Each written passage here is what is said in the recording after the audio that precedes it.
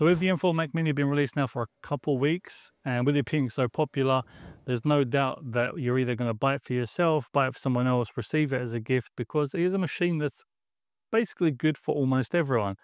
Now with that, it does mean there's going to be a ton of new macOS users coming to the system for the very first time. Hey! Hey!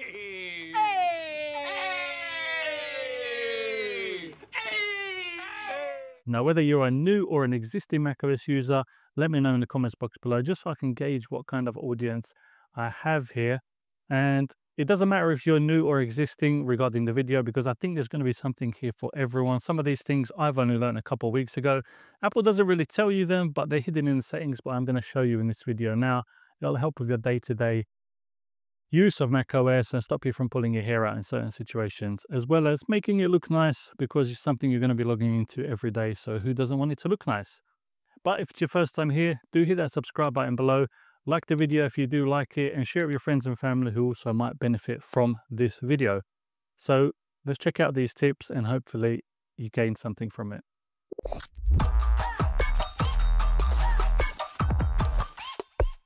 So I'm going to try and keep this video clear and to the point. However, there is quite a few things to go through. So I'm going to put chapters down below of different important sections, which you can skip to if you want. I would recommend watching the whole thing, as you may miss something that will be quite beneficial to you later on. First thing is going to be how to screen record, because of course for this video I'm going to screen record my screen, so it's easier for you to see all these tips as we go through them. So you're going to press Command-Shift-5, which will bring up the screen record toolbar. Now, the first three options on the left are for screenshots. So you've got capture entire screen and capture selected windows. So if there is a specific app or a window that you want screenshotted, you can select that one. Click on the app that should be highlighted and it will take a screenshot of that file on its own. You can also select capture selected portion. So if you want a specific portion of the screen that you want screenshotted, you can select it, press capture, and it will save that specific section and nothing else. Same goes for video record or screen record. So you can record the entire screen if you want, or you can record a selected portion of the screen, which is good if you're trying to show someone how to do something. You can select that section of the screen, record it, show them there how to do it, save the file and send it to them. It becomes very easy. Now I'm going to be recording the entire screen, and then when you go on options, it gives you the option to where you want the file saved to. I usually select desktop, which is the easiest one. If you want a timer, so it counts down when you're recording, which I don't select, and then some other options there which are not that important. So let's select record entire screen and jump into the screen recording. So now we're in the screen recording. First thing I want to show you is, as you can see, my desktop is quite messy. There is a bunch of files there. Now the quickest and easiest way to organize all these files and get them all sorted in their accurate file types, you right click on your desktop or wallpaper, go to show view options, and then here you've got stack by. So you can actually stack these files by different attributes. The best one I believe is to do it by kind. That's going to then organize them by the file type. So once you press that, everything gets organized super quick. So now you can see all my videos and movies are stacked here. Once I click it, it shows them. Same for screenshots, same for PDF documents and images. Super easy and quick way to organize your desktop in a pinch. Now, something I would recommend as soon as you get the macOS booted up and running is to have your actual hard drive section on the desktop permanently, just as an easy way to get to it. How do you do that? Well, you click on your desktop, go to the Apple logo, go to Finder actually, go to Settings, go to General, and it's going to be show these items on the desktop, and make sure hard disks is selected. And that way you're going to have your hard disk shown there all the time and have easy access to it, which, trust me, is going to save you a lot of pain. Another quick tip is something that becomes quite useful is hot corners. And you may be asking, what are hot corners? So we go to System Settings, go to Desktop and Dock, which a lot of these settings are in there. Scroll all the way down, hot corners, and now you've got the option of 4 different corners of the screen, which you can set as a certain shortcut. So something cool is, for example, you can set one corner of the screen to lock your screen instantly. So if you need to go somewhere in a pinch and you don't want someone having access to your computer, you can just move your mouse to one corner, you'll lock the screen and be ready for you when you get back. Same goes for if you want to put a quick note. So if you want to take a quick note I've got mine for the bottom right. So if I drag my mouse to the bottom right section, it's going to initiate notes. So if I click that, I can just make a quick note and then I can close it and I'm good to go. Something I would recommend just to avoid, for example, accidentally locking your screen is when you go to these shortcuts to set them, you can see right now they don't have any symbols next to the actual shortcut. So that means that as soon as you go to the corner, it's going to activate it. However, if you see, if I hold Control, it shows the control symbol. If I hold Option, it shows the option symbol, and same for Command. So what I would suggest is, for example, choosing Command and then click on Lock Screen. So now it won't lock the screen when I move my mouse to the bottom left, but if I hold Command and move my mouse to the bottom left, it locks the screen instantly. Very quick and cool tip for shortcuts on the actual desktop. Next, let's talk about this. The dock is the most important and kind of unique thing about macOS, kind of an icon of the macOS system. It's always been this dock system, which I really do like. You can do a couple of different things. So let's go to System Settings, Desktop and Dock. So first thing I want to show you is you can actually change the size of the dock, whether it be up here in this section or you see here you have this line with arrows. So if you click that line, drag it up, drag it down, you can change the size of the dock. Or if you go to the settings, you can change the size this way. Another thing you can do is you have magnification. So if you turn that off, when you go over the apps, nothing happens. It just shows you the app name. However, if you raise magnification, it's going to actually pop up with the app as a larger icon when you go over it. Quite nice because it's out of the way when you're not using it. And then when you want to select an app, it's very easy and clear to click on which one you want. Now, you don't have to have the dock at the bottom of the screen. You can have it on the side. Some people prefer that. So you can select here, position on screen. You can have it on the left-hand side or the right-hand side. All depends down to your personal preference. Or if you don't want the dock on the screen at all when you're not using it, you can select here, automatically hide and show the dock. So when that's on, the dock is no longer visible until you hover over the section, whether it be on the sides or the bottom. Then it pops up, easy access. You can click the app you want to use. And when you move away, it's gone. Now, same goes for all these files I showed you on the desktop, which were messy, but now they're organized. If you want a completely clean look and you don't want any files visible on the desktop, in them same system settings where you go desktop and stage manager, it says show items on the desktop right now is ticked. So if we untick that, now as you can see, none of my files on my desktop are visible. So if somebody's walking past or you're afraid someone might see certain files on your desktop or you're recording it, now it won't be visible. But then once you click on your desktop, you have all the files visible and available to have access to it. And the reason you can have that when you click it is this option here where it says click wallpaper to reveal desktop. Now you can also set up a hot corner to reveal your desktop. So when your items are not visible, then you can select a corner to show desktop and then you'll have the items visible again. It's quite a cool little trick if you're afraid of somebody seeing what's on your desktop. Now when it comes to the dock, if you do want to remove something from the dock, it's very easy. For example, if I want to remove the Photos app, I just click it, drag it off and wait. And now you can see it's got the remove highlight. So if I let go, now it's removed from the dock. Nice and easy. Now, as you can see, these apps here or these open programs are projects that have been opened and they do tend to pile up on this side. If you don't want them here and instead you want them to just go into their corresponding app, go into Systems and Settings, and then you're going to click on Minimize Windows into Application icon. Once that is selected, next time that app is minimized, so let's say for example, this one, once it's minimized, it's going to go into the music folder icon and no longer going to be on here on the side.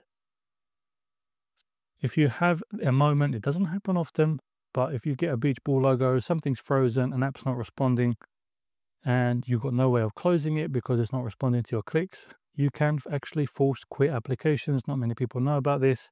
And there's two ways to actually do it. You can press Option, right click on an app, and it should say force quit. Now, if that's not responding and you click force quit, it will completely close the app and you don't have to worry. Another way to do it is to press Command, Option, and Escape on your keyboard. And then you'll get this force quit applications window, which you can select which app you want to force quit. Usually the ones not responding will have a open bracket and say not responding. But for the sake of this, let's press TV, force quit, and that's completely closed it. Nice and easy. A lot of people have issues with that because they don't know what to do, but that is the solution. So if you have an item on your desktop you don't really want to open, but you want to quickly preview what it is, all you have to do, for example, a screenshot here, just press spacebar, and that will give you a quick screenshot, quick preview of that file, and you press spacebar again, it minimizes it. Same goes for if it's a, let's see, another image, or if it's music or songs, quickly shows it, press spacebar again, it will close it. And it's just a very quick way of previewing files without having to actually open it. Another cool thing is Spotlight Search. So just pressing Command and Spacebar will bring up the Spotlight Search, which you can basically search for anything. It will search either online or it will search through your computer. So what you can even do is you can do, for example, 30 British pound into euro, and it gives you the current exchange rate. So very cool things. Or 5.5 feet into centimeters, and it gives you the exact measurement. So it's a very cool little tool. Spotlight Search is very powerful when it comes to macOS, and it's something that you should get used to using a lot because it's going to help you and make life a lot easier. Now, if I have multiple apps open, if I have, for example, Home, I have Safari open, I have Chrome open, and you want to just focus on one app, all you have to do is press Option and click on, for example, Safari. Closes all the other applications windows down, minimizes them, and only shows me Safari. Now, if I click on Option and then click on Chrome, it's going to close Safari and only show me Chrome. So that's a very good way of just minimizing the apps you don't want to be used and focus on a specific app for you to use. And when it comes to apps, there's not many apps I can recommend for macOS, but one that I can definitely recommend is CleanMyMac. Now, I've used CleanMyMac for a while now, and it has saved my butt plenty of times, especially when it comes to ghost files. I've had a few of them because things haven't been uninstalled properly, and then the ghost file was hidden on somewhere on my file system, taking up like 50 gigabytes of storage, and I haven't been able to find it or delete it. But luckily, when I scanned it with CleanMyMac, and trust me, this is not a sponsored section, I wish it was, it actually found out where the actual file is, and I was managed to locate it and delete it, and that saves me 50 gigabytes of storage, which otherwise I really wouldn't know how I would have found it to begin with. And then it does give you other stuff like protection against different viruses and malware, and then it allows you to uninstall applications properly, update them. Now, some of this stuff you probably won't use on a day-to-day basis, but something I do use on a day-to-day basis when it comes to CleanMyMac is the monitoring system. So it shows me a bunch of cool stuff, like I've got my protection on, shows me my free storage on my drive, and CPU load, it tells me currently what the availability is, my CPU temperature, which is pretty cool. Uptime, how long I've been on, and what apps are using what percentage of CPU. I mean, you can kind of see that on activity monitor, but I like how it shows the temperature, then I know what temperature my system is running at. Same with memory, it shows me how much I'm using, how much is active, and just the memory pressure and how much swap file is being used and what apps are using the most memory. Also shows me connected devices. All super clear stuff, but it definitely helps out. And the creators of CleanMyMac MacPaw, they've recently come out with a new service called SetApp, and it's pretty cool because I checked it out, and it's a subscription service, gives you access to over 230 premium apps that vary from various different things. It's like having a toolkit of apps, either for productivity, creativity, and utilities, and you have it all in one place. Now, just a couple apps, you've got like GIFFox that lets you capture GIFs, and from your screen, you can make like quick tutorials or visual demos. Then you've got like TextSoap, which is a lifesaver for cleaning up text, formatting, fixing errors in your writing, making it look perfect and professional. And then if you like to go through macOS features, you've got OneSwitch. It's a game changer, lets you change and access all different settings and features with just one click. You don't have to go digging through different menus. And even if you need a VPN, it's got Clear VPN, so it gives you secure and private browsing. Now, a lot of people are already paying for a VPN, so in this service, you'll have it included as well as another 200 plus apps, which are going to benefit you. And trust me, there's so many apps on there, something for everyone. And the best part is everyone that uses my personal link, it's going to be in the description box below. Instead of just the usual 7-day trial period, you get an extended 30-day trial period. So you've got a full month to check out how SetApp is, if you like it, if it's something you might want to sign up to. If you like it, that's great. You can keep using it, start paying for the service as you normally would. If it's not something you might want to personally use it for the 20-30 days, cancel it. You won't be charged a thing and go along your way. Maybe you change your mind down the line, maybe not, but it's definitely worth a try in my opinion. Another thing about multiple apps now that we can do in macOS is you have native windows. So what that means is you can drag a window to the left and you can see now you can have two windows side by side if you want. Or what else you can do is if you go over the green full screen button on an app, it will give you options of how you want to move and resize or arrange that tile or that app. So if you want 4 apps on one screen, press this one, and now you've got them 3 open apps on there, and you can select another one to go there. You can also change that up and go to side by side. If you want more options available, go to Windows, Move and Resize, and you've got them all here along with their corresponding shortcuts. For this one, I'm going to make the dock a little bit bigger so you can see. Now, usually with the dock, you don't have any way of separating different apps. So if you, for example, want your Safari and Chrome or your web browsers separated into like a little group, there's no way really to do it, but there is one way which is not conventional, but it does work. So what I've got here is just a picture PNG of a vertical bar. And what I'm going to do is create a new folder, and that folder, we're going to go on right click, get info, and you can customize folder images so it doesn't look like this. All you have to do is drag and drop that PNG file because it has the transparent background to that folder, and now that is the actual folder icon. Now that is not enough to just drag it to the dock and have it be a separator. We're going to do another one like that. Same thing, we're going to get info, drag the file to the folder, and now we've got 2 folders. So let's name them.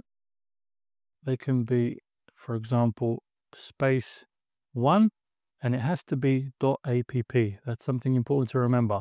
If it's not .app, it won't work. So when you click off it, click add, and then the other one we'll do, rename that one to space 2 .app.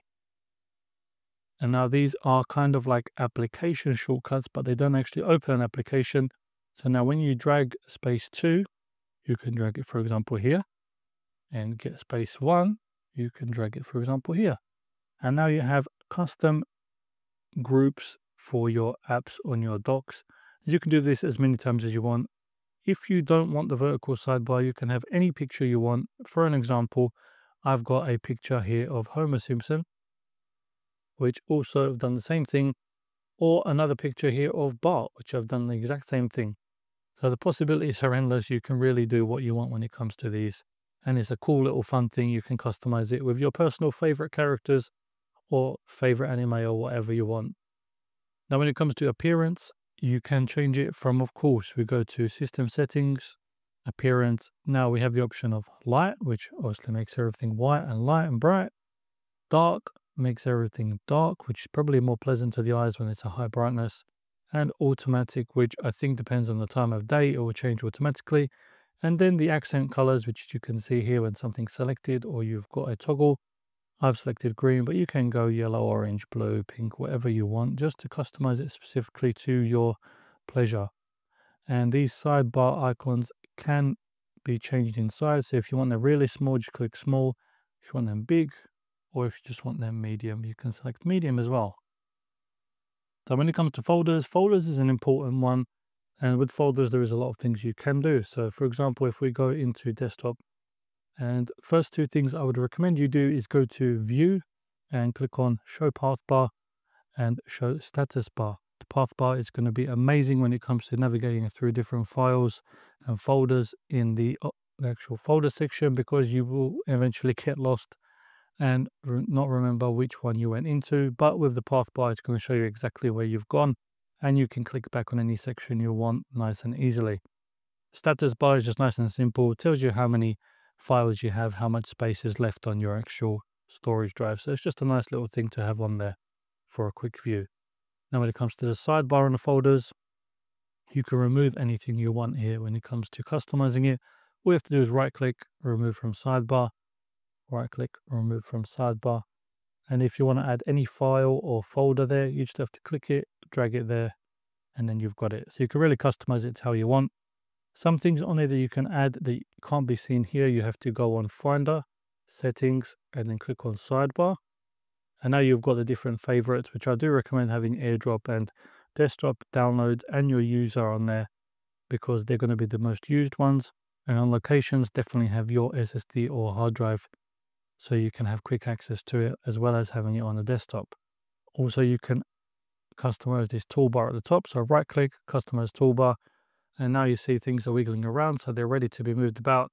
So for example, AirDrop is very important to me, and Share. So I'm going to put Share next to it. That way they're next to each other. And that's basically it for me. But you can pick and select all these different ones, put them up there how you want to make your life easier when it comes to moving stuff around.